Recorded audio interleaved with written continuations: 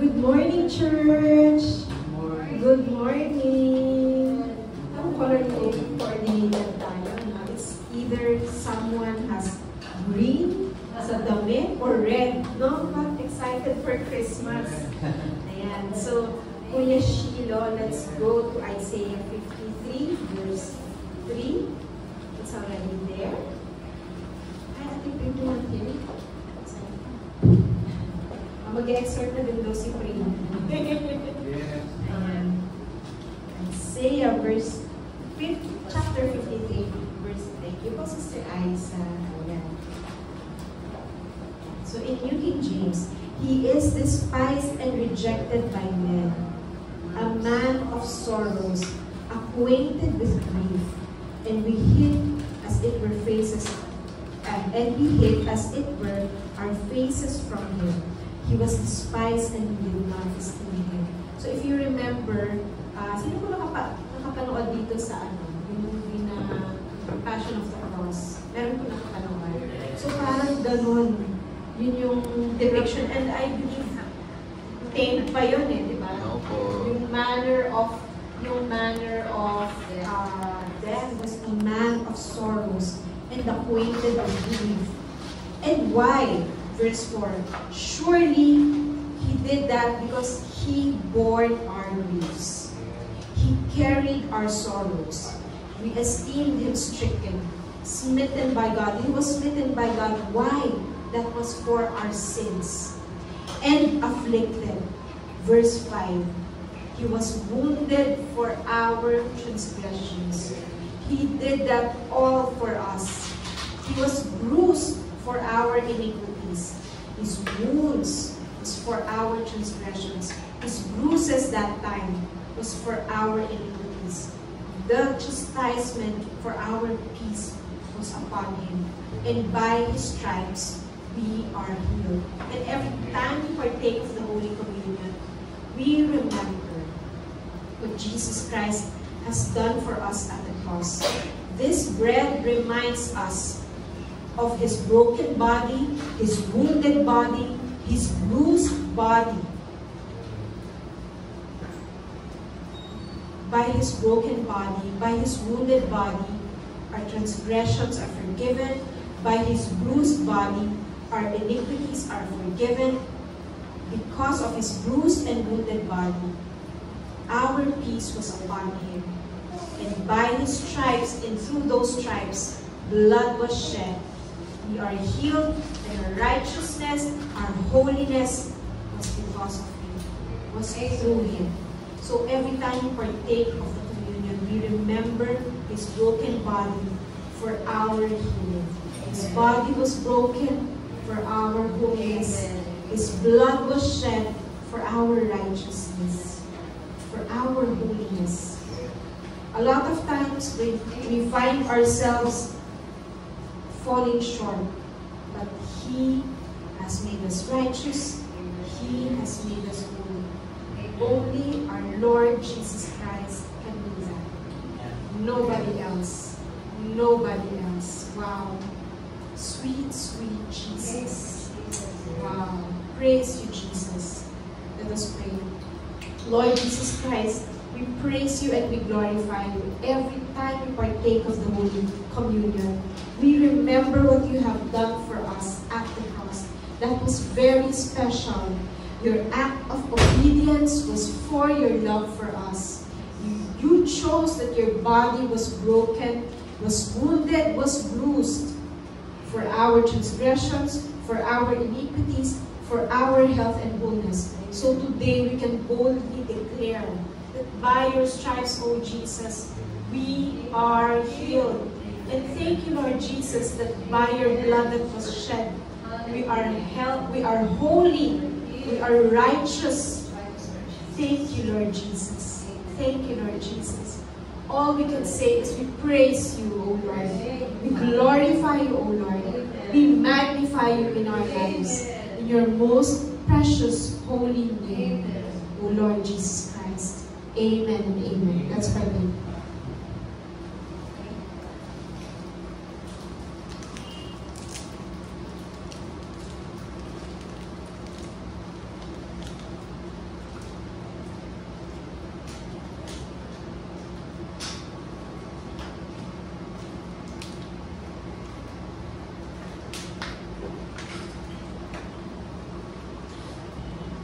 Praise God.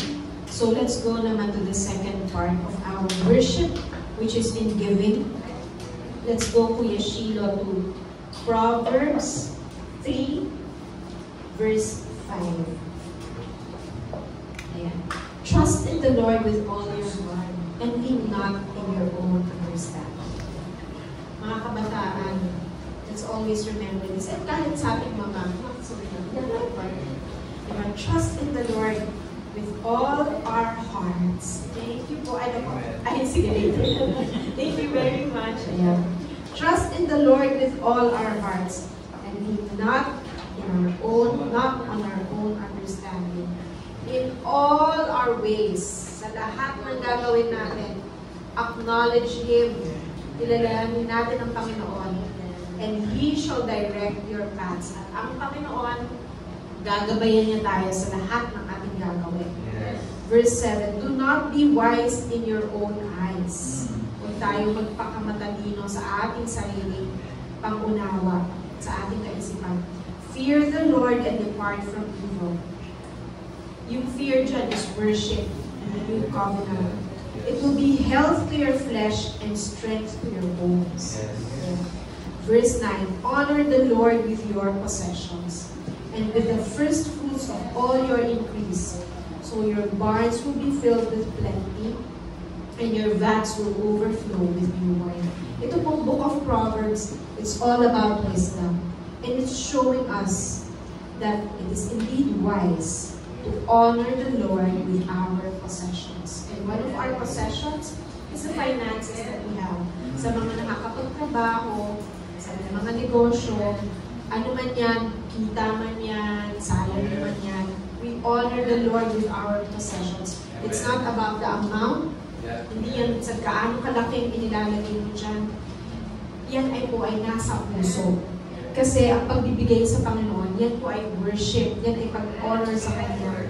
And ang pag-honor sa Kanya, the Lord will never lack any good thing for us. At hindi natin ma-outgive ang Panginoon. Pag tayo ay nagbigay, siya ay magbibigay ng mas madami pa para sa atin. Kaya sa pag-honor natin sa Panginoon, honor the Lord with your possessions. Tapos sa verse 10, ang Lord, ang Panginoon, hindi niya tayo mababayaan. At siya ang Panginoon na gumawa ng langit at lupa. Magkukulang pa ba siya? Kaya sabi niya dito, so your barns will be filled with plenty, and your vats will overflow with new wine.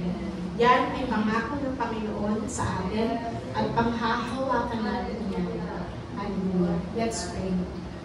Heavenly Father, I thank you, Lord God, that as we worship you, O Lord, your promise remains the same.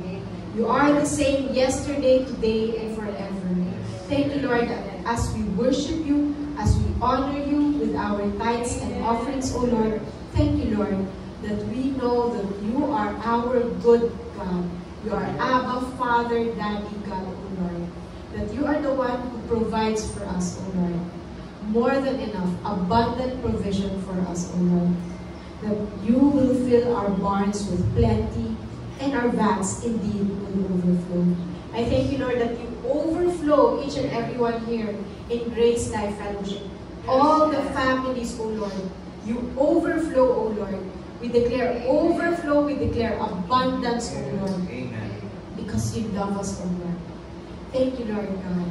We praise you, we glorify you, we magnify you.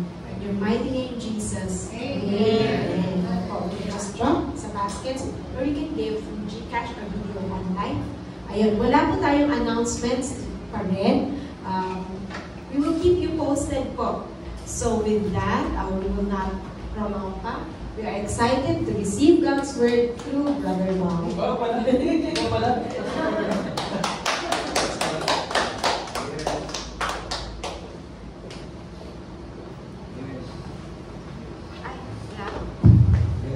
Thank you, Sister Joyce.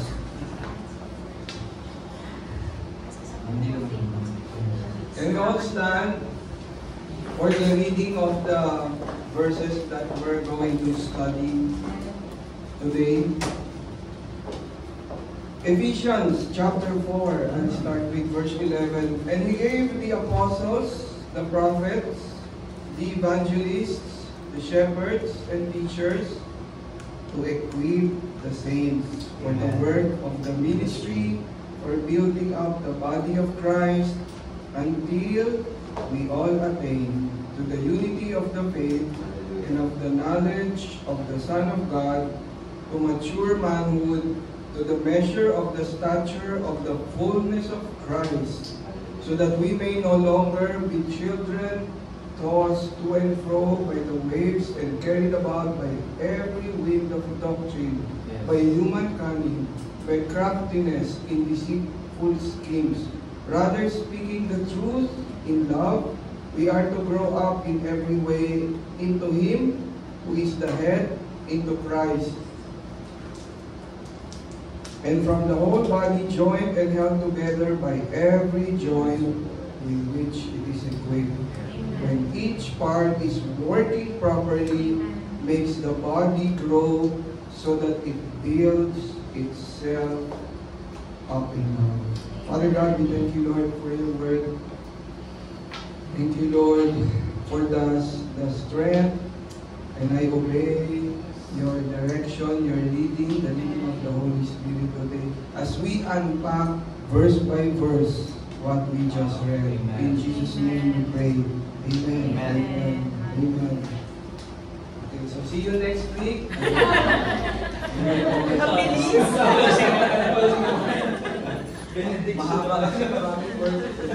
Yes. Thank you, Lord. Thank you, Lord. Yes, Sister Joyce, can we please put it on the screen? 2 Timothy chapter 3, verse 16. Before we begin unpacking verse by verse, each verse. By the way, I believe I have already taught the verses, or the verse 11 of chapter 4. Let's see if we still have time. And I will begin reading and unpacking verse 12 of chapter 4 of Ephesians. But first, let's read this. Look at this. All scripture is breathed out by God. It is inspired by the Holy Spirit. And it is profitable for teaching, for reproof, for correction, and for training in righteousness. Did you know that I looked at the meaning of reproof in Tagalog? Do you know what it means in Tagalog? Pasaway. Pasaway. I will not preach today, I will just teach. And gusto ko malumanay lang ako kasi may mga dadaanan tayong medyo pasaway. In English, it is unapproved by God.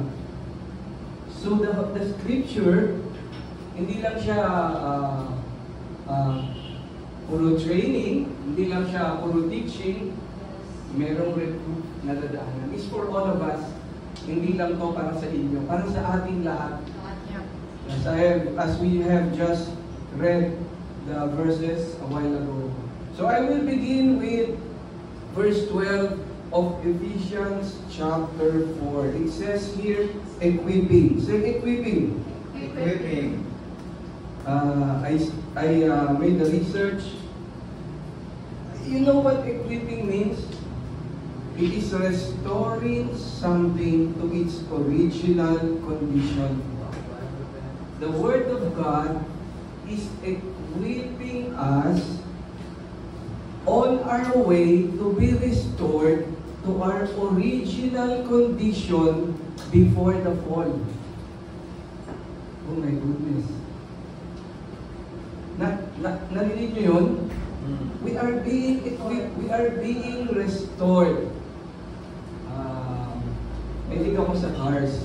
And just last week, there was this auto salon event that happened in Manila.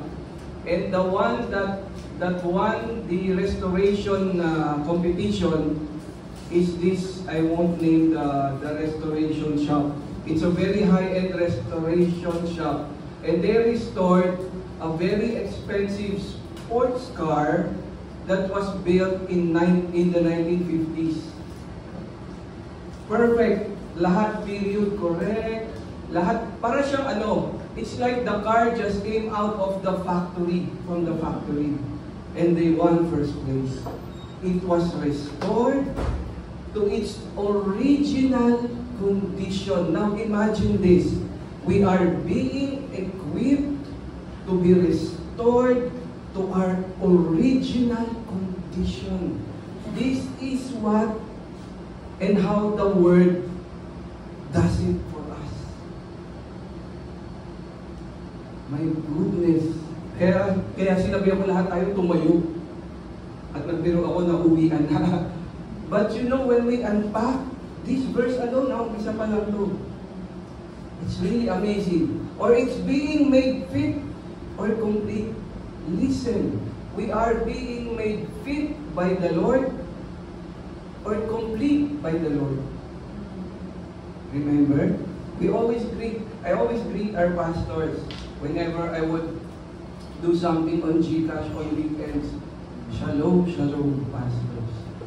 Complete pastors. Nothing missing, nothing lacking. We are on our way. Sabi mo sa katabi mo, papunta na tayo. Yes. We are being equipped. In this context, it refers to leading Christians. Ito na yung process. Okay? Kasi napa-amen tayo sa mga unang statements. Yes, yes. Okay. In this context, it refers to leading Christians from sin to obedience. The secret is obedience. Obedience to Brother Bob? No. I'm just a vessel. Obedience to the Word of God. Amen. Scripture is the key to this process. That's the secret sauce, kuya. Not tomato sauce or whatever. The secret to this process of being restored to our original or complete condition is the Scripture. Exactly what we're doing this morning. John 15:3. Let's take a look at that verse. Thank you, Sister Joyce. John chapter 15, verse 3. What's that? Already you are clean, Jesus said to His disciples. Because of that, because of the word that I have spoken. Remember, it was Jesus who called the names. Each one of His disciples, He calls their name. Follow me. He knew their names. And because they obeyed, look at what Jesus said in John 15:3. You are clean because of the Word, and He is the Word, Jesus, that I have spoken. And we are being equipped for the work of the ministry. The spiritual service required of every Christian. Say, every Christian. Every Christian is required by the Word for spiritual service. Not just of church leaders. Although makikita dito sa GLF, yung mga leaders, you know,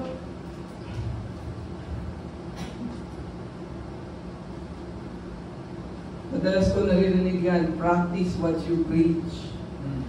But actually, it's the opposite. It's preach what you practice. What did Apostle Paul say? Will not go there. Imitate me as I imitate Christ. GLF, imitate the leaders as they imitate Christ. Okay? Don't stand up while a leader is teaching and say, practice what you preach. And to the leaders, to us, let's pray, Lord, strengthen us that we may preach what we practice. Imitate us as we imitate Christ. So beautiful for the work of the ministry. For the edifying of the body of Christ. This spiritual edification, nurturing, and development of the church. Now let's go to verse 13. Yes, we're doing okay. Yeah. Yes. And it says here in verse 13, until we all attain to the unity of faith. Let's unpack that. Unity of faith. It refers to the body of revealed truth that constitutes Christian teaching, particularly featuring the complete content or context of the gospel. We cannot, maraming churches ako narinig, full gospel kami, but you'll never hear them teach about the other parts of the scriptures. We cannot skip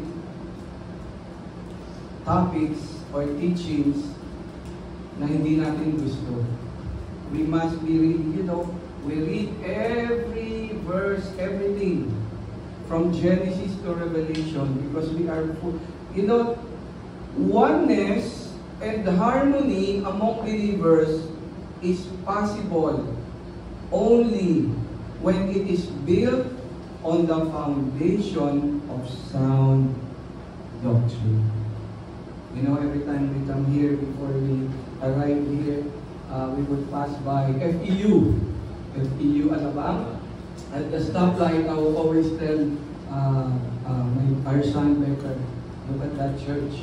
So big, so rich, so organized. The church, the building looks so clean.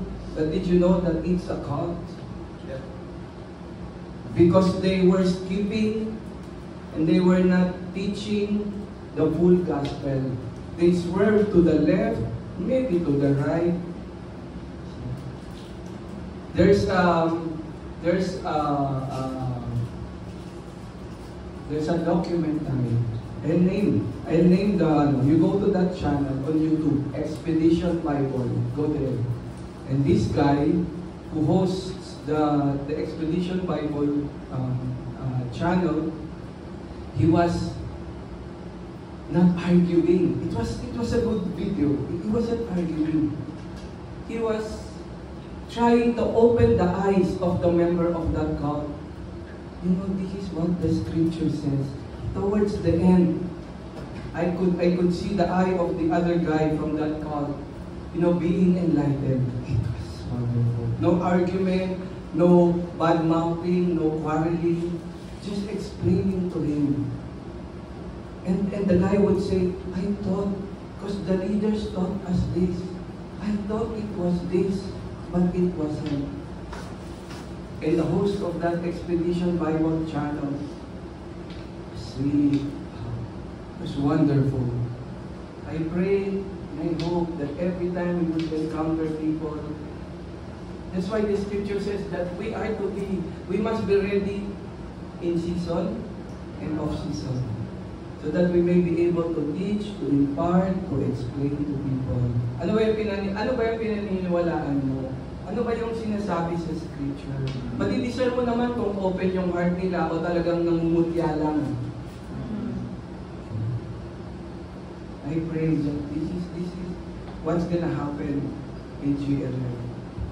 See, there are, as of now, some I hear 33,000, some 45,000. There are 33 to 45,000 Christian denominations. Why? There's no oneness. By the way, there's a cult called oneness. Because there's no oneness and harmony among believers.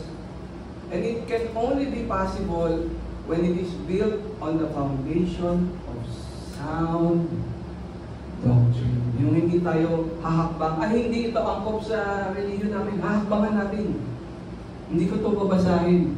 I won't teach on giving. I won't teach on reproof. Puro lang tayo, lumutang tayo sa area. It's so good. Wow, I feel good. Oh. 2 Timothy chapter 3 verse 16 says, merong reproof, merong correction. Merong reproof sa mga pasaway for correction. Merong unapprove kay Lord, but is giving us a chance para maging approved tayo that we should listen to the correction according to the scriptures. See, this is how the Spirit, the Lord, deals with His body, with His church. Malumanay siyang nag-explain. Sabi nga sa book of Isaiah, the Lord, He wasn't in the earthquake, He wasn't in the storm, but when I heard the still small voice, it's the Lord. See, that's the grace of God to His church. Hindi kanya ipapahiya sa public. He will not put you to shame, but He will bring you to the Spirit. Come here. Look, oh. Parang si Joshua, di ba? Look, oh. And then you will see. Thank you, Jesus. That was really enlightening. To the knowledge of the Son of God. Sa verse 13 pa rin tayo. This does not refer to salvation knowledge, but to the Pastor Rev, our lead pastor, explained this last week, but to the deep knowledge of Christ that a believer comes to have through prayer. Lord, I want to know you more. Then, just be sensitive.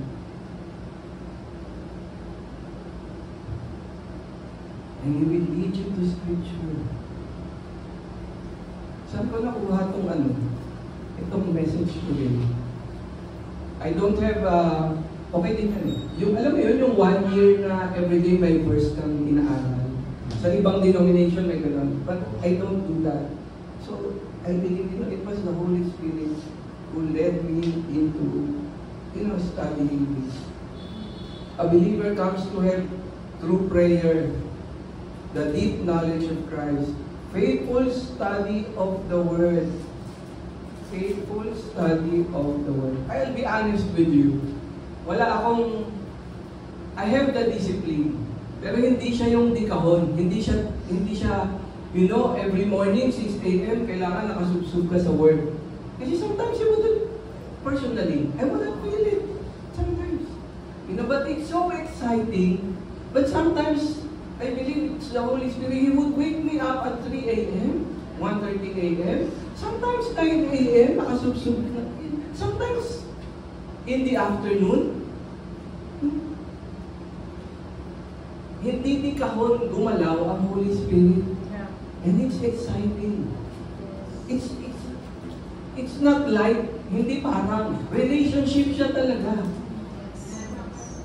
You flow to the unforced rhythm of God's unmerited faithfulness.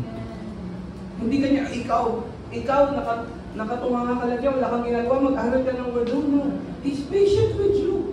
He's watching, He's guiding. It's unforced. And then all of a sudden, you have the passion. I have a question, Lord, in my mind. Can you show me? Then you start reading. Because when we do not skip scriptures, the Holy Spirit leads you. Narinig ko rin yan kay Sister Joyce. Para siyang rabbit trail. Dinadaan ka nyo dito, biglang magdadive siya sa ganong trail. Because the Holy Spirit is a ministering spirit. He is our helper. He is our teacher. He is our lawyer. When we feel guilty, because the accuser of the brethren moves around like a roaring lion, nananakot yan. Alam mo, ikaw may ginawa ka na naman kanina. No. But the Holy Spirit is an advocate. You are the righteousness of God in Christ. So it's like that. Faithful study of the Word. Ito na yung pangatlo. This is what I notice. A lot of us, as ako hindi a lot of you, a lot of us, kasama ako doon. With many times, or at times, we're not like this. So that we may have the knowledge of the Son of God, obedience to His commands. Let's go, Sister Joyce, to Philippians chapter 3, verses 8 to 10. Look at this. Philippians chapter 3, verses 8 to 10. Let's start with verse 8. Indeed, I count everything as loss because of the surpassing worth of knowing Christ Jesus my Lord. For his sake I have suffered the loss of all things and count them as rubbish in order that I may gain Christ. Verse 9. And be found in him, not having a righteousness of my own that comes from the law, but that which comes through faith in Christ, the righteousness from God that depends on believing. If we really say that we believe in God, then we should obey. Verse 10, that I may know him and the power of his resurrection and may share his sufferings, becoming like him in his death. Dito tayo sa verse 10. You know, the power of his resurrection, Jesus showed us, and he continually through his word shows us, that by raising himself from the dead, Christ displayed his power over the physical and spiritual worlds. Tell me why we should not obey the Son of God who has the power over the physical and spiritual worlds. Meron dito nakalagay that we may share his sufferings, becoming like him in his death. Fellowship of his suffering. Did you know that Jesus, the Holy Spirit, is able to comfort suffering Christians? Do we suffer in this fallen world? Yes or no? All of us. At times, at several times, at different times, consistently, constantly, or sometimes periodically. Do we suffer in this world? Scripture says that he is able to comfort suffering Christians because he was already, or rather he has already experienced the same suffering and infinitely more. You know, when you do not know the Word, when we do not read the Word, when we do not obey the Word, when we do not have the revelation of the Word, at times we blame God for our sufferings. Lahat ng sufferings natin sa mundo na ito, dinaanan ni Christ, and even more. Number one, he was falsely accused of being a sinner. He did not sin. That's the worst. Imagine being the Son of God, and you were born as a man, to redeem man from sin and death. And then you came to your own, Israel, and they did not know you. Imagine the pain. Imagine the pain. Like, I have my eldest, our eldest, like her. Imagine I sent him to our own kamag-anak, and they killed him. How would I feel? Imagine that suffering. The suffering of the Father and the Son. Imagine that pain. Meron ba tayong suffering ngayon na mas higit doon? And he has overcome. And the truth is, sinabi niya, when you believe in me, when you obey me, I tell you who you are. I'll tell you who you are. You are more than a conqueror. You are an overcomer. It is yet to be seen completely, but we're going there. Papunta na tayo doon until we attain the knowledge of the Son of God, the fullness of Christ. God wants every believer to manifest the qualities of His Son. This is the purpose of our lives. This is our purpose, to manifest the qualities of His Son, who is Himself the standard for their spiritual maturity and perfection. Let's go to verse 14. Tama ang pace.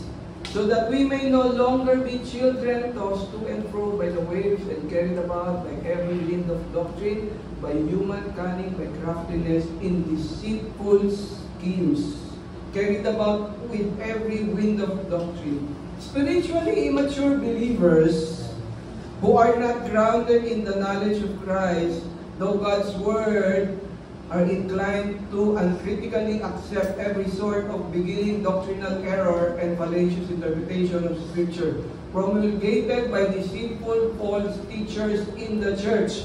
Warning! This is a warning.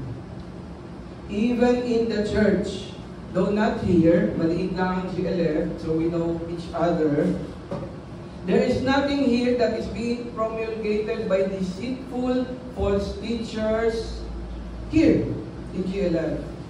See, but the New Testament is full of these warnings. The warnings and the danger of false teachings.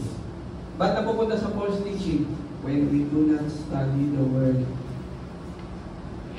Isang araw may napanood ako ng vlog, kinikriticize niya yung isang mega church. And the pastor would preach for 1.5 hours, or 45 minutes, 1 hour, 1.5 sometimes, not even using several verses. My goodness. You can turn to the left and to the right, and kawawa naman yung congregation. Lost. Because of the charisma of the speakers, of the lead pastor over the church. Hindi ko alam yung name ng church na yun, honestly. Nakita ko lang, preaching without verses. See that? It is deceitful, and that's, false teaching could happen anytime, any second. Bakit? Wala sila. Jesus said, I am the way, the truth, and John said, the Word became flesh. There is, especially now, before Jesus comes back for His church at the rapture, ang hirap na alamin ng truth. Tingnan niyo sa YouTube yung ginagawa ng AI. Nililito na yung mankind. For example, maganda yung avocado for your health. Sasabihin naman ng another AI dito, hindi siya maganda. Magandang mayroon ng 8 glasses of water. Sasabihin naman ito, drink only when you're thirsty. See? And they have explanations. Yung may details and everything. Hindi mo na alam kung ano yung truth. Except this. You're listening to it now as I read it. It's so important. Really, why do we gather? Para sa catching up. Para, uy, kumusta na? Ano na? Para sa chismis. Uy, ano na? Kumusta na? Ano nangyari sa'yo? Wala ka daw pamalente? No. We gather here for equipping. So that we may be complete and we may be restored to our original design. That's why sabi sa Hebrews, do not forsake the gathering. Do not. And what is happening? So it's a reproof. It's an approve to God. And He is trying to correct even Christians.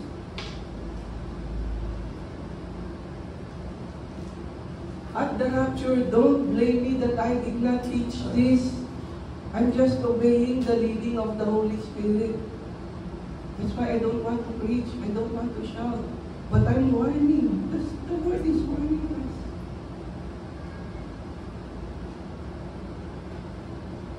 Hindi mabigat yung loob ko, pero sabi ko, Lord, help me, prepare me para masabi ko. There is God is not wasteful. Lahat ng galaw niya, lahat ng move niya, walang waste of time. Although He's eternal, He does not waste anything. Yung resources natin from Abba, ang Abba means source, it does not come to that level na, alas empty na yung source. No. He's infinite. He's eternal. But He does not waste. Tingnan nyo yung balance of nature. And it is a fallen world. Kaya titignan namin Sister Maribel, ganda ng picture, diba? Sa Europe, sa Quiapo, sa Europe yun yung may stone bridge during the time of the Romans, maybe. It's wonderful. God does not waste. Even if we are living in a fallen world, can you imagine? Patikin pa lang to, the millennium. What is it going to be like? Hindi ko alam kung aabutin natin yun. Dahil nakalagay dito sa teaching na ito susunod, the 4 groups of people who will live in the millennial kingdom.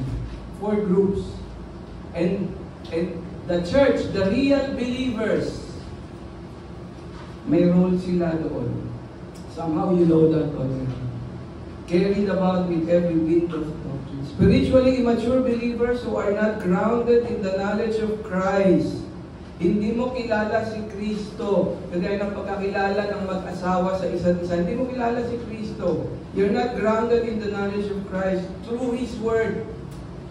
There is only one way that you will be able to know Jesus. Kagaya ng pagkakilala ng husband and wife. It's through His Word. There's nothing else. There is no other way. Not listening to a charismatic preacher who is very eloquent, who is very handsome, o masyado siyang maporma. Di bali na. I'd rather teach the Word in its fullness, in truth, in love, than be that charismatic leader who will be left behind, and I don't even know if that preacher is a believer, really. I have to tell the truth.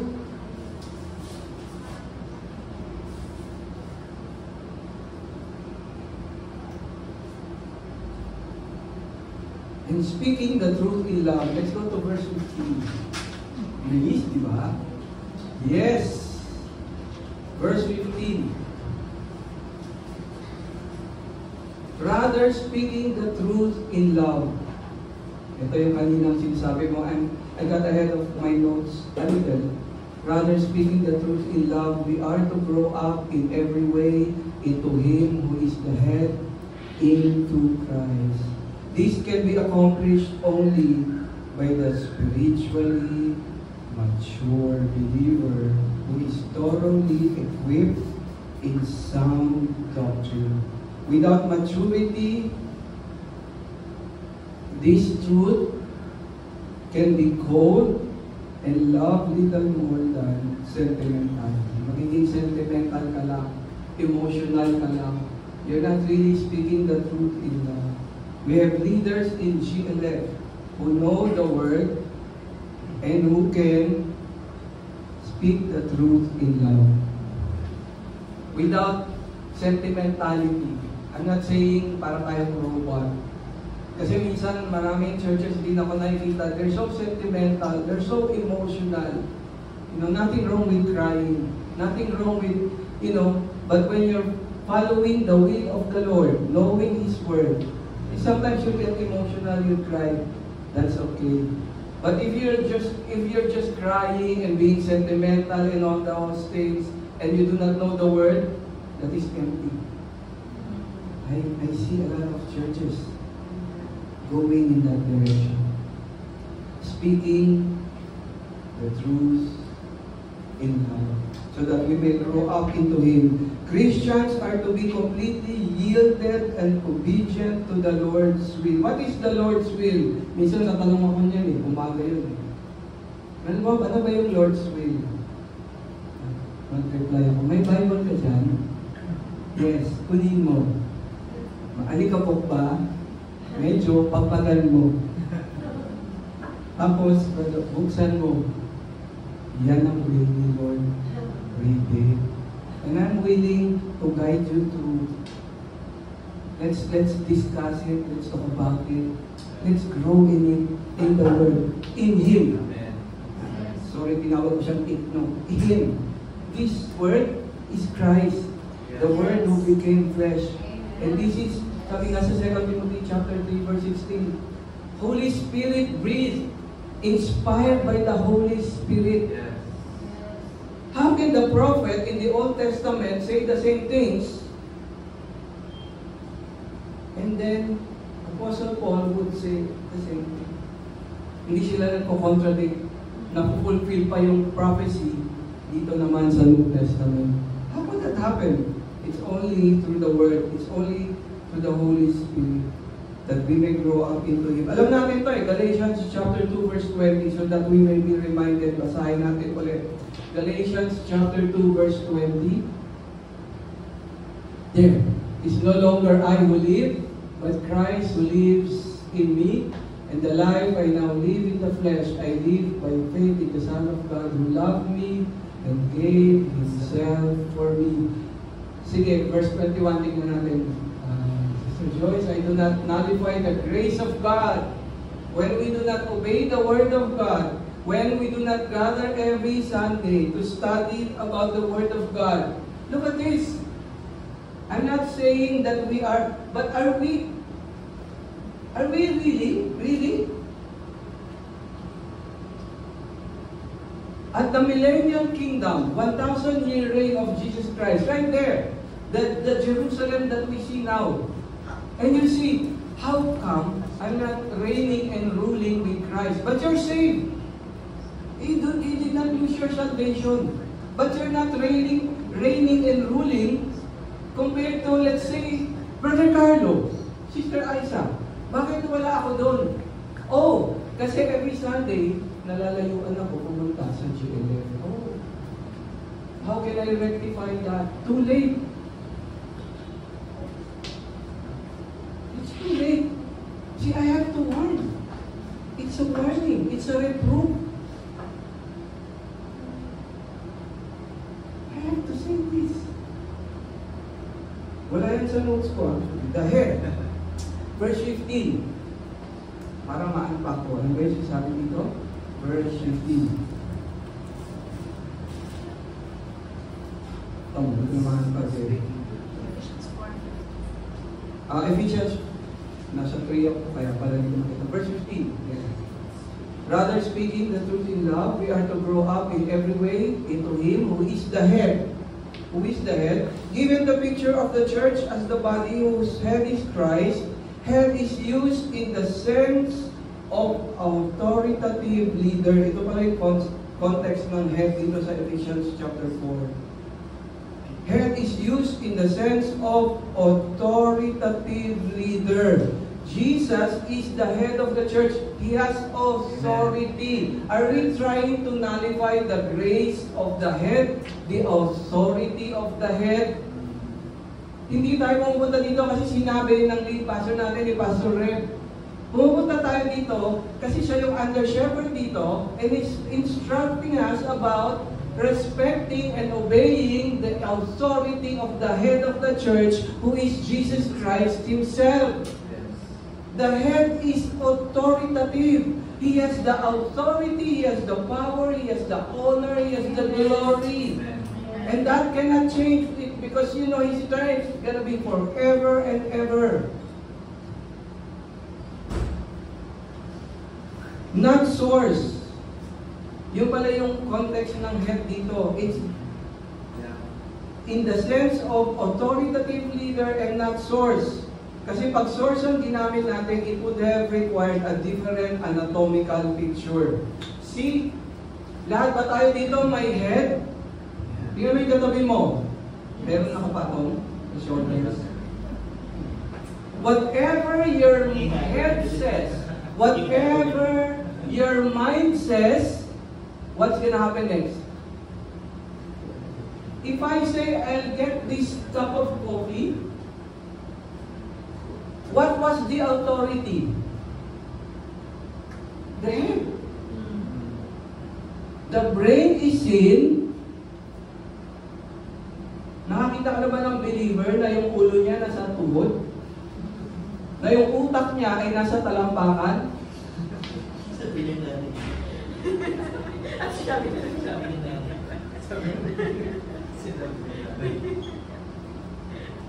What makes me turn this mic off? Because the brain says so. The head says so. Yes. Sa katawan natin, ang may authority dyan na mag-decide to think, ito, ulo.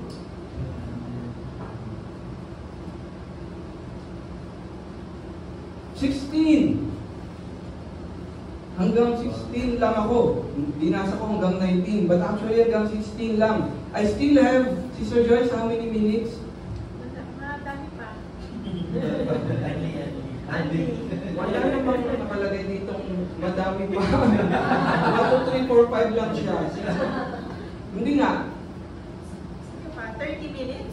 Yes. Kasi ikaw, palit ko na siya. Verse 16. Hindi ko na i-explain masyado yung,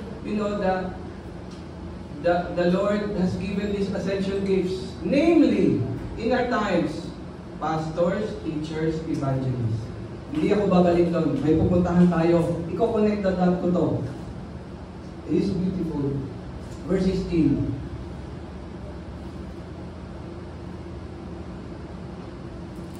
Bakit ako tingin sa chapter 3 kaya nandito? 16. Here. From whom the whole body joined and held together by every joint with which it is equipped when each part is working properly. Ako pa rin pinasa namin. Makes the body grow so that it builds itself up in love. From whom? This refers to the Lord. Power for producing mature, equipped believers comes not from the effort of those believers alone, but from their head, the authority, the word. I can name a few leaders who are here. Halos lahat tayo dito leaders. And I know, nakikita mo eh, I know that these are leaders. Sure ako, bakit? Pag binangga mo siya sa word, sorry, I did not ask for permission para i-mention ko yung name. Pag nakikita mo, si Sister Maribel yun. Sinabi ko rin yun. See? She's a leader. Would you agree? Yes. At marami pang iba, hindi ko lahat i-mention. And I was telling our son better here, look at, and as you imitate Christ, as you worship Sister Maribel, Angeline is now imitating you. Amen. And also, Kuya Becker. See? You play the keyboard to worship the Lord. And you lead the congregation so that they may worship the Lord. You're not performing like Duran in front of the people. It's not about performance. It is worship through and through. You see, I was telling him, look at Sister Maribel, and look at what's happening to Angeline. Look what's gonna happen to you. Amen. Yes. Hindi kayo makalimutan si Sister Ada kayo nag-share niyan. Nagpap, dinala na si Durat. Korean na. You Google it. He was invited by our president. Okay. It's a, you like the 80s music, right? Duman, they were so popular in the 80s. You want me to sing? No. Let's continue. Let's go to Colossians, Sister Joyce, chapter 2, verse 19. Patapos ito, and then I will segue into something. So that we would be encouraged and warned at the same time. And not holding fast to the head, from whom the whole body. Jesus is our authority.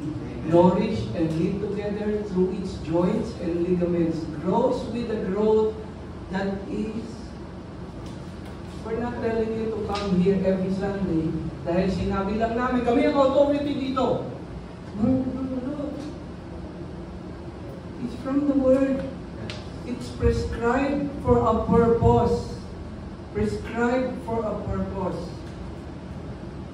Every part does its share.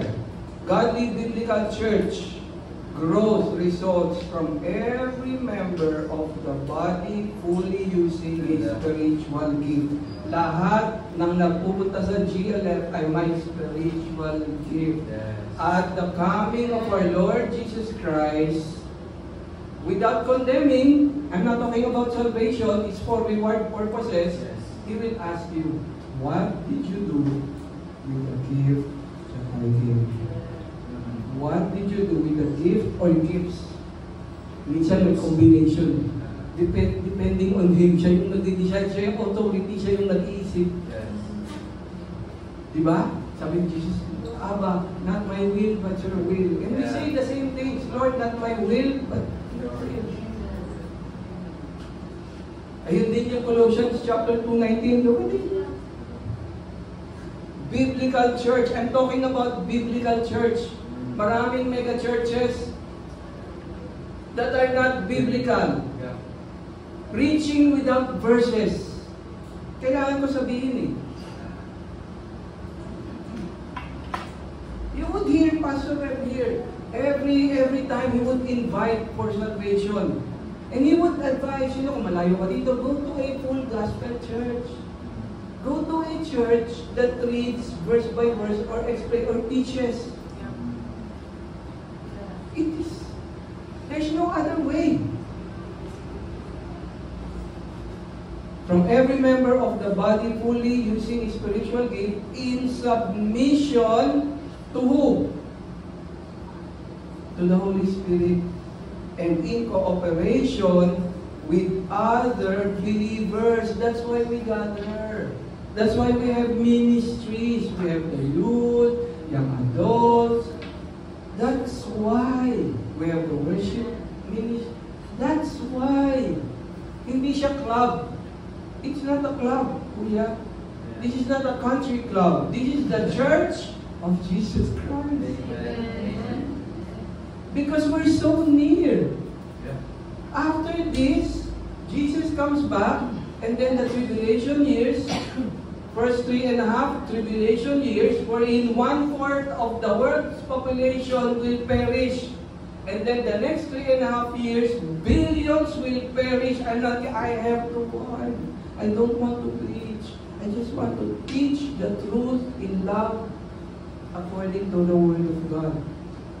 And after that, there will be the Battle of Armageddon and then the second coming of Jesus Christ. So, I still have 20 minutes. Who are the 4 groups of people who will live in the millennial kingdom? This is to inspire you and me to keep on keeping on. The Bible says the righteous shall live by faith. And it's going to be from faith to faith. Believing in Jesus for salvation takes faith. And then there's instant sanctification. You are set apart. But there's also this thing called progressive sanctification. Kasi hindi naman lahat ng believers pag na-receive si Jesus Christ as their Lord and Savior, uuwi na kay Lord. Most of us still have years.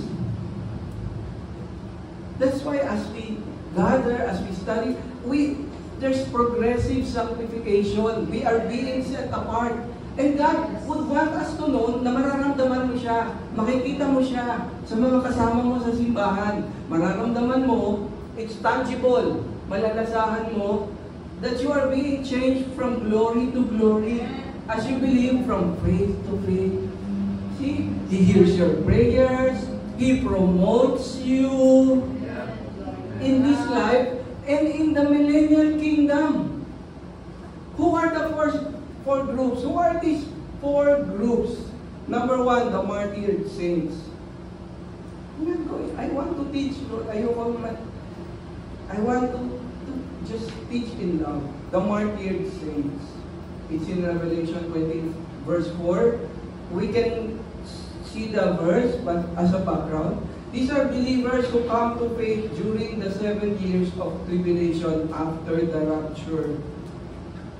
Ito yung mga every time now, when I share the gospel, narinig ko, nagdigili-tali, yung mga nagsasabi, tsaka na. Hindi na ako nagagalit, but I feel sad, and I still pray, Lord, I pray that they will accept you before the rapture happens. These are believers who come to faith during the 7 years of tribulation after the rapture. Alam niyo yung news ng digital ID sa UK? You cannot work without this. See, it has begun. And in some parts of the first world countries also, it's happening.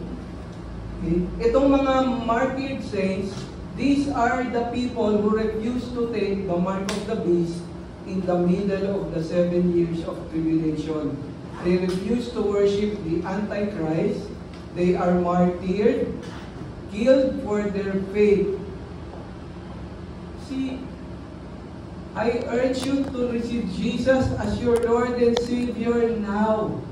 When it's easier to live for Christ, because after this, after the rapture, you shall die for Christ. May grace pa rin. Pero ang tawag doon, severe grace. Let us pray for our relatives, for our friends, continuously. Natatakot ako for them. And you will not know this until we apply the full gospel teaching of the word. Ayoko siyang i-miss. Let this be a reproof. Because a lot of things happening now are unapproved by God. And it is due for correction. Every time another kingdom, let's say Babylon, would conquer Judah because of their disobedience, because of their idolatry. May mga warning yan may mga pasubok. Even the prophets in Judah, si Jeremiah, 33 years of ministry, walang fruit siyang nakita. But he was called the crying prophet. Repent! Repent! Judah will fall at the hand of this empire. And they wouldn't listen. He was warning them. And these martyred saints, they were killed for their faith and they come to life. They would resurrect at the end of the tribulation, right before Jesus' second coming, at the battle of Armageddon. Pag nakita na sa cloud si Jesus on a white horse, together with tens and tens of thousands of millions, I'm not gonna say yet zillion. There will be the first resurrection by the martyred saints. May mga saints na magsusurvive sa tribulation years, but it will be very, very difficult. You cannot buy and sell because you wouldn't accept the mark of the beast.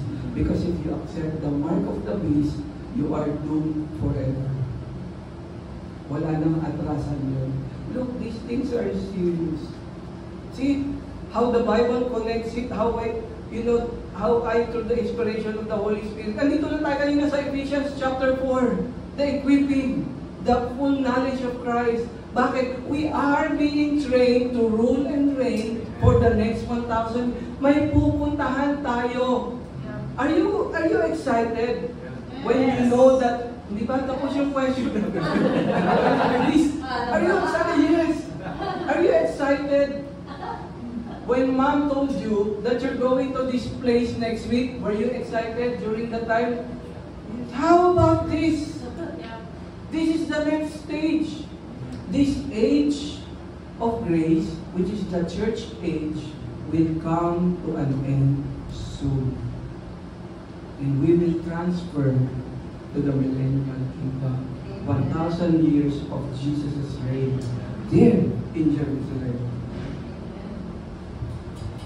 And right before, yes, and these martyred saints will get glorified bodies, immortal, incorruptible, and they reign with Christ for 1,000 years. So ang makikita dyan sa millennial kingdom, yung mga saints, yung mga nag-receive kay Jesus after ng rapture. Marami sa kanila ang nagsabi ng tsaka na. Or, ito yung isa ko pang na-experience habang nag-share ako. Nakakatakot yung sinasabi mo Natatakot ako. Why wouldn't you receive? Natatakot ako. Napaparalyze sila in fear. That's why they do not want to receive Jesus. Dahil nakakatakot yung Book of Revelation. Look, the Book of Revelation is the revelation of our Lord Jesus Christ. Nakakatakot siya without Christ. See? Pero napaparalyze sila. I pray for those people. They are very close to me. Please, mabait sila talaga. But you know, yung kabaitan natin, it's not enough to save us. Only the finished work of Jesus, only by the grace of God can we be saved through faith. There's no other way. Could this be you? Will you take the mark and survive temporarily, makaka-buy and sell ka? Or trust Christ and face martyrdom, those who endure to the end will be saved, the scripture says. The second group of people, kasi ba sinasabi niyo, ano yung kinikwento mo, Brother Bob? Anong connection ko dyan? The second group of people who will enter the millennial kingdom is the raptured church. The raptured church. Alam nyo, to be honest, will there be people in the church who will be left behind by the rapture? Remember, parati kong tinatanong to, I'm still, Lord, tell me, there were 7 churches in the book of Revelation. 2 churches lang ang walang una si Lord. May warning siya sa 5 churches. Repent or your church will cease to exist. Mamamatay na yung church nyo. Exactly, Ephesian church. During the time that the Ephesians letter of Paul to the Ephesians was written, maganda pa yung takbo ng church in Ephesus. But after 40 years, after John pastored the church and he was exiled to Patmos, nagdidwindle na yung Ephesian church because they have walked away from their first love. See? That's why it should be from faith to faith. Progressive sanctification. Iba yung faith unto salvation. I believe in the finished work. I believe in Jesus for who He is and for what He has done. Pero iba rin yung habang buhay ka pa, sumusunod ka in obedience to the Word of God. That's different. That's progressive sanctification. And that determines your rewards. Hindi mo kailangan ng reward, okay na sa akin yung salvation, then you are not really obeying the Word. Because the Word says that God is a rewarder of those who diligently seek. Huwag nating iwalang bahala yung ministry, yung gathering, yung mga... Napahira naman kasi ng maraming churches na para siyang club. Para siyang, ito yung Ito yung trending. Ito yun eh. But actually, wala kayong maririnig na verse. Many will say to me that day, Lord, Lord, did we not prophesy? Did we not heal in your name? And the Lord Jesus would say, away from me, I never knew you. The Raptured Church. As a background, let's go there, Sister Joyce. I still have 10 minutes. Yes. Yeah. Walang nakalagay ditong yes. 1 Thessalonians chapter 4 verses 16 and 17 as a background. Look at that. O pwede ko rin basahin. 1 Thessalonians chapter 4 verses 16 and 17. No other book in the Old Testament talks about it and wrote about it the way Apostle Paul wrote it. Because Apostle Paul became an apostle to the Gentiles. Of course, to the Jew first, a very few of them, and to the Gentiles. This is the church age. That's why this was going to happen to the church, for the Lord Himself will descend from heaven with a cry of command, and with the voice of an archangel, with the sound of the trumpet of God, and the dead in Christ will rise first. Yung mga nahimlay muna na believers. Then we. Say we. We. Marunong ka na mag-French. We. At least may lang tayo. Sino ang pupunta sa rapture? We. French yung sabat mo, di ba? And we who are alive, who are left, will be caught up together with them in the clouds to be Lord in the air. And so we will always be with the Lord. Look at this. We will always be together. Kasi after ng 1,000-year reign will be the eternal state. It says here, we will be forever and ever. We will be with Him. Is GLF too far for you? Are you too lazy to study the Word? Marami ba tayong excuses para ibaliwala yung spiritual gifts natin at hindi sumama sa ministry? Maraming dahilan. Hindi mo lang alam yung sinasabi mo. I am afraid for you. I told this to Pastor Rev. I don't know if I still have 2.5 decades on earth. But I have decided that I would use my remaining years to follow the Lord.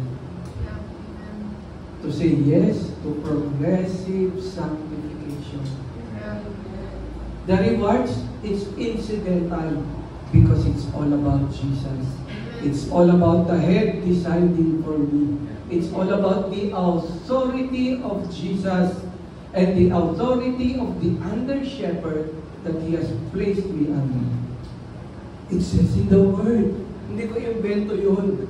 I'm just obeying. And when you obey, there's blessings. See? One of the spiritual gifts is giving. Nasa Romans 12. It's a ministry. Huwag tayong magko-compare na hindi ako marunong kumanta, kagaya ng Sister Maribel. Of course, we're given various gifts. Nagbabari siya. Walang comparison, walang inggitan, walang backbiting, walang hilaan. Let's, our youngest son Joshua, he loves to watch crabs sa YouTube. Crabs for kids. Did you know that crabs have little brain? Huwag tayong maging utak talangka. Because the scripture says, you and I have the mind of Christ. Favorite ni Joshua ay crabs. Colossal crab. And then I told our eldest, alam mo yung pinakamaliit na, kasi kami nag-grocery kahapon. Siya yung taga-compute ko. Calculate ko na ako ng ano. Kasi, come on, we're guys. We're not like women na magaling. Alam mo, tawag sa, nakita siya, those crabs are so small. You know what the smallest crabs are called in Tagalog? Talangka. Let's not be utak talangka. Alam mo kung sino kumakanta yan. Gustuin yan. Kung hindi naman yun ang spiritual gift na binigay sa'yo. There are people here na ang spiritual gift nila is giving. Grace giving is a spiritual gift. Romans 12. At bakit yun, Brother Bob? Wala naman sa ministry yan. Let's not judge one another. You never know. Kung anong pinapagawa sa kanila ni Lord, mind your own business. And my business is to teach the Word. That is why nadadaanan natin, natatouch natin. 1 Corinthians chapter 15 verse 42, it says the same thing, Sister Joyce, about the rapture. It's a mystery. The church is a mystery. In the whole Bible, the church is the mystery.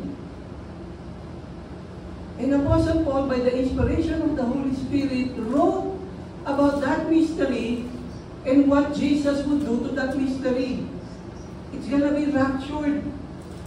But please don't blame me if some believers will be left behind because they disobey some of the instructions of the Lord. See, the Lord is not wasting any time, any resources, not because He's stingy or not because I'm going out of supply, nawawalan ako ng source. No. He's perfect. Everything about Him has purpose. Do not worry. Paano? Ang dami natin takot eh. Paano ako mag-obey sa ministry? Paano yung ganitong aspect ng buhay ko? Paano yung ganitong, do not, please. Our God is perfect. Alam niya yung ginagawa niya. That when you obey, you will see. The church doesn't go through the tribulation. It's gonna be so bad. The first 6 seals, 1/4 of the earth population will perish. Seals lang yun. Wala pa yung sa next 3.5 years, wala pa yung trumpets, wala pa yung bowls. It's gonna affect the whole world. Ngayon kasi, pwedeng, you live in a first world country and parang baliwala sa'yo yung nangyayari sa Bangladesh. By the way, nagka-earthquake doon. Parang baliwala sa'yo yung millions of Christians that are being killed in Sudan. Right now, as I speak, kita niyo ba yung ibang video? Gosh, this is a warning. Believe in the Lord and be saved. Revelation chapter 19, verse 14. Seriously, Sister Joyce, how many minutes left para bibilis? 5. Alam ko, sa oras pa. Okay, grabe na. Look at what it says about us. Revelation chapter 19, verse 14.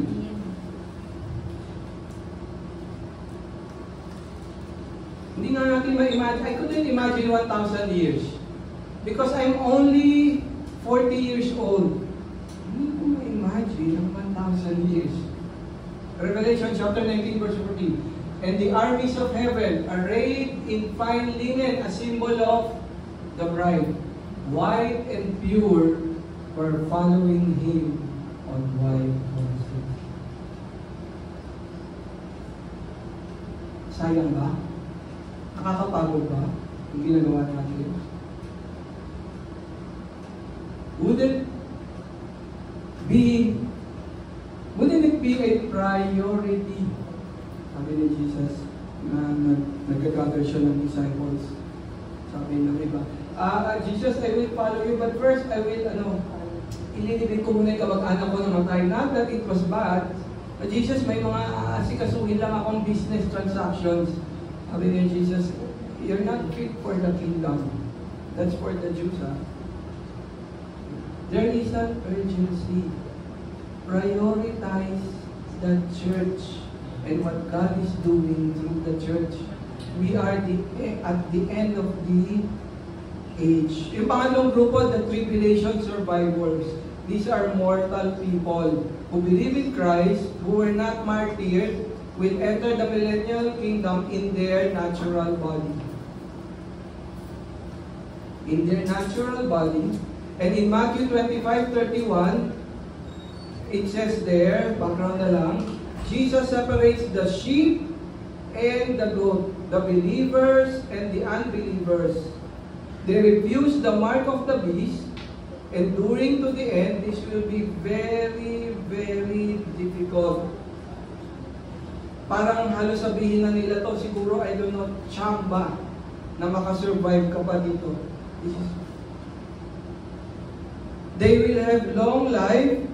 Children will be born but will have to choose to believe Jesus or not by themselves. That's why at the end of the millennial kingdom, there will be a rebellion. Because children born from the natural tribulation survivor, some will reject Jesus na nakikita na nila na nakaupo sa throne in Jerusalem. Imagine that. Imagine that. That's why you know the church to Jesus is so special. Because Jesus said, blessed are those who believe and yet do not see. That's who we are. Napakapalad ng katabi mo na patuloy na sumusunod sa salita ng Diyos. In the millennial kingdom, Isaiah 65:20, background na lang natin. Death happens but not early. The curse is reversed but not removed until the eternal state. May katapusan pa rin yung millennial kingdom. Long life will be there. Long life prevails. A sinful person may die at a young age of 100. Imagine. Uy, si ano namatay? Ilang taon? 100. Ay, ang bata pa. That's what's gonna happen in the millennial kingdom. Nakita mo yan, Sister Joyce, Isaiah 65:20. No more shall there be in it an infant who lives but a few days, or an old man who does not fill out his days. For a young man shall die 100 years old, and the sinner 100 years old shall be accursed. Meron pa rin sin. But the curse has been reversed. Why? Long life will happen. May ibang parts pa dyan, the lion will play with the bull. Yung mga toddlers makikipaglaro sa cobra. Wala nang dog eat dog. Wala na yung, yung pyramid chain ng animal kingdom. And then the fourth group, the last and the fourth group, we will see the Old Testament saints. Sabi sa Book of Revelation, si King David ang magiging progenitor, yung governor ng Jerusalem. Jesus will be the King of Kings of the whole world, and King David will be the... Look at this. Listen. Nakita mo na ba si Abraham? Si Abraham yung nagtitinda sa weapon niya. Nobody. But we will recognize them. Because yung full capacity ng brain natin, pareho kay Adam before the fall, and even more. We will recognize Abraham, Moses, David, Isaiah. We would recognize Daniel. We would recognize yung mga relatives natin na nagsampalataya kay Jesus na nauna nang nahimlay at magre-rest. There will be a reunion. You will be amazed because Migo will be 100% restored in his intelligence. You will be amazed.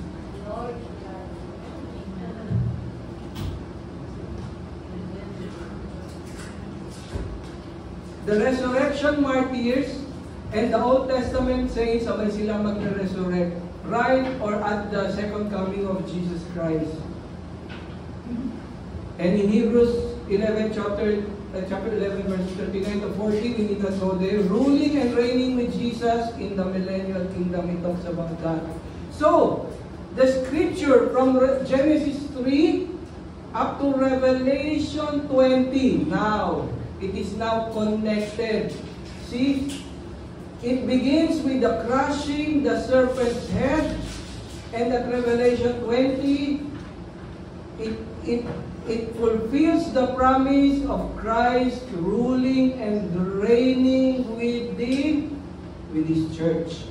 In Romans 10:20, it says there, it talks about the Gentiles who found Jesus through grace. Look at it. Let's go there. Sister Joyce, the very last verse this morning. Sorry, nag-overtime na tayo.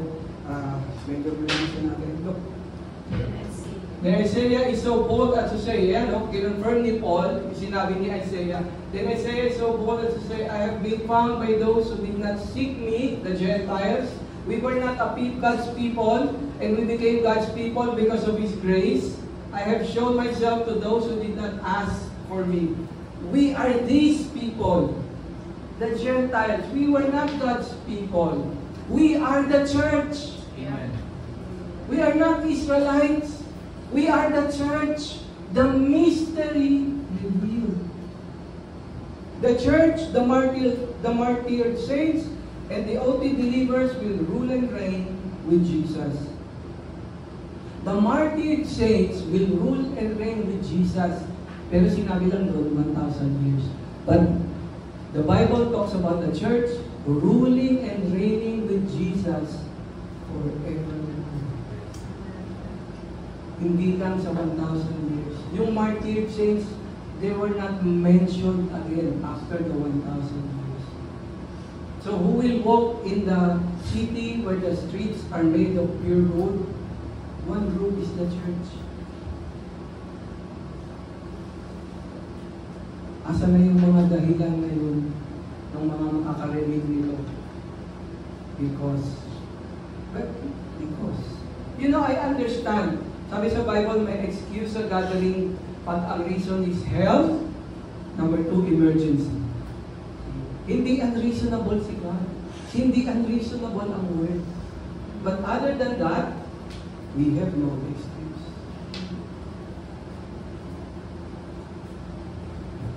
Helping Him govern the nations with perfect justice. Brother Carlo, Pastor Rev, Sister Mar, and everyone here, we will help Him govern the nations with perfect justice. By the way, yung deed of ownership ng buong mundo ay nakapangalan kay Jesus Christ.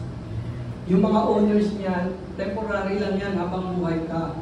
Kahit may titulo pa sa lupang ito, pag tumigil na ito, hindi mo naman siya nadadala. Diba? Alam mo, we all know that, kahit hindi believer, anong madadala mo dyan? Nothing.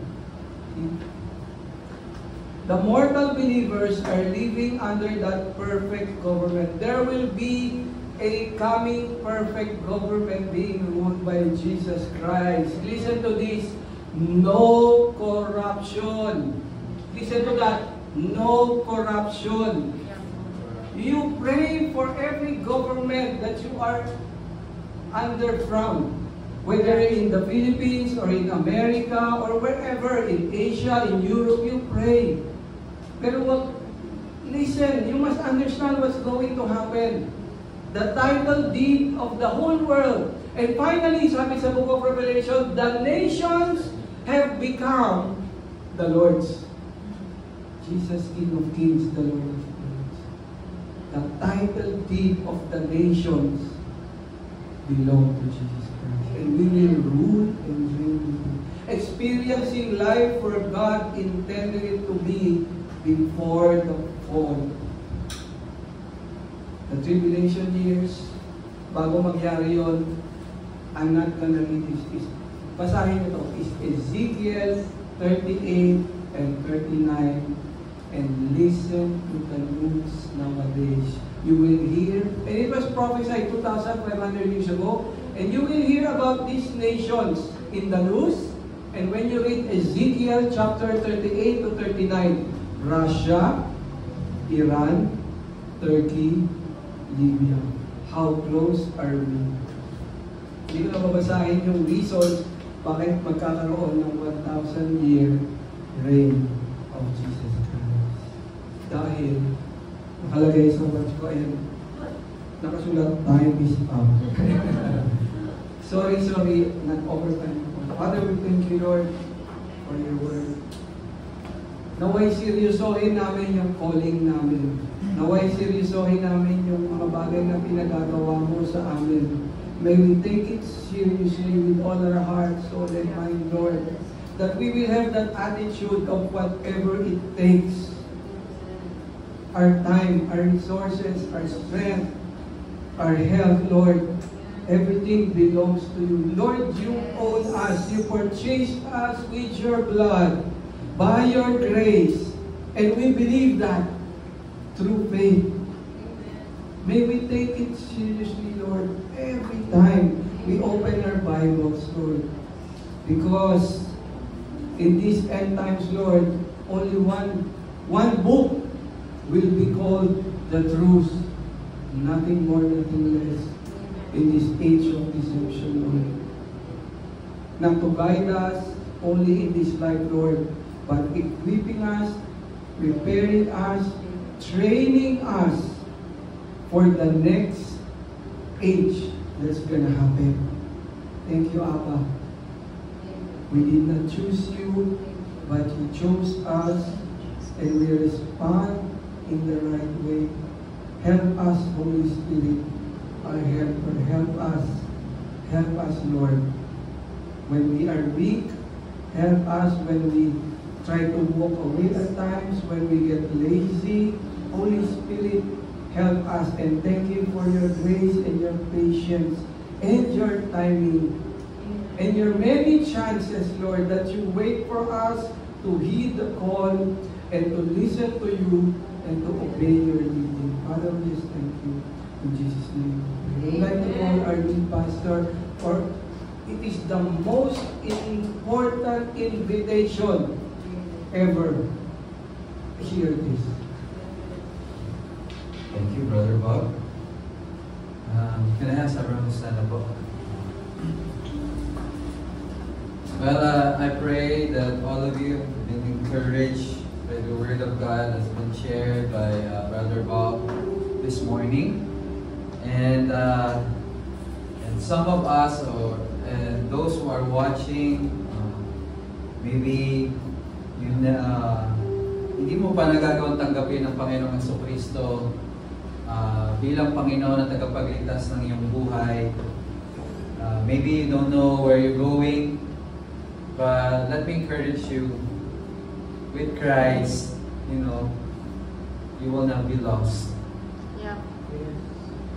And I want to pray for you, just a simple prayer, and that is to accept Christ in your life as your Lord and Savior. It's not a religion, okay, but it's a relationship that God offered to us through His Son, Jesus Christ. So if you are that person right now who in need of a Savior, I want to pray for you. Maybe you bow your heads right now, close your eyes, and place your right hand over your heart and say this prayer with me.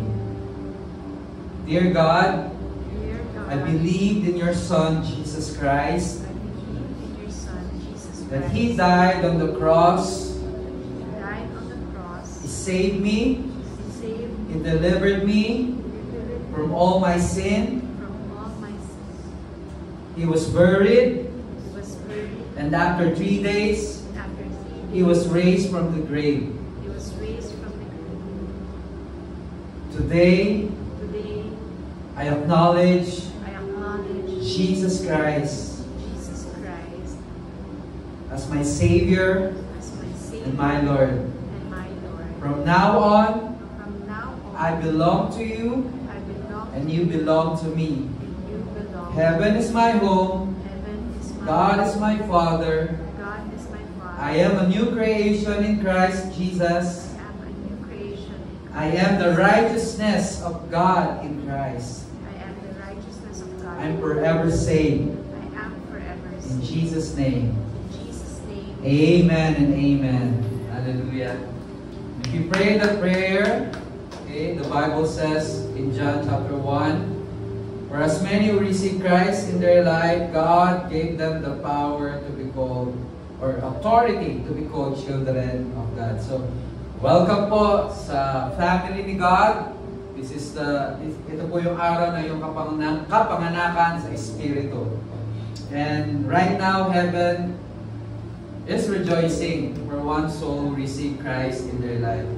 Let me encourage you, kung meron pong malapit na Bible-based church, Christian church, who teaches the full gospel of our Lord Jesus Christ, the finished work of Jesus Christ, I would like to encourage you to go there po.